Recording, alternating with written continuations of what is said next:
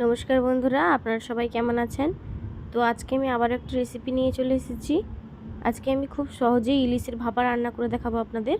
Pressure কুকারে রান্না করে দেখাবো। তো প্রথমে আমি এখানে ইলিশ মাছ নিয়েছি, তাতে লবণ এবং সরষের তেল ভালোভাবে মাখিয়ে নিচ্ছি।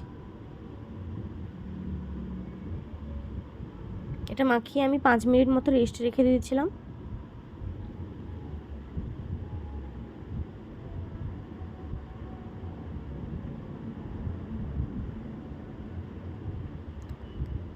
এরপর মাছটা নিয়ে ওর মধ্যে সরষে বাটা, পোস্ত বাটা, খুব অল্প পরিমাণেই পোস্ত বাটা দিয়েছি, একটু পেঁয়াজ বাটা, কাঁচা লঙ্কা চেরা, কালো জিরে,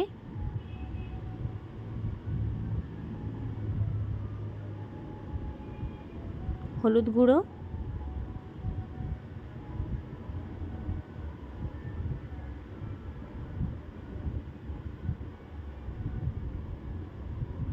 অল্প পরিমাণে লঙ্কার গুঁড়ো,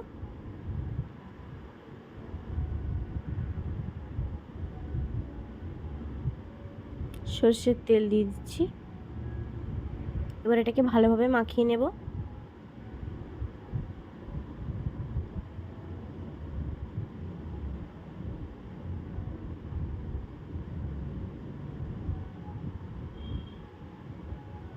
এবার পরিমাণ মতো জল দিয়ে দিয়েছি, খুব বেশি জল দিইনি, অল্প পরিমাণেই জল দিয়েছি। এবার লবণ দিয়ে দিলাম।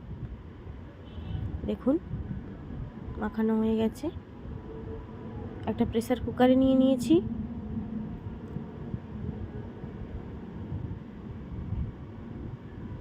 গ্যাসে বসিয়ে দিলাম, 2টো সিটি দেবো আমি এখানে। দেখুন হয়ে গেছে আমাদের ইলিশ ভাপা। খুব কম সময়ের মধ্যেই রান্নাটা হয়ে যায়। আপনারা একবার ট্রাই করবেন, এবং খেতেও খুব সুন্দর হয়েছিল। কেমন লাগলো ভিডিওটি অবশ্যই জানাবেন। ভালো লাগলে লাইক কমেন্ট করবেন এবং সাবস্ক্রাইব করে পাশে থাকবেন।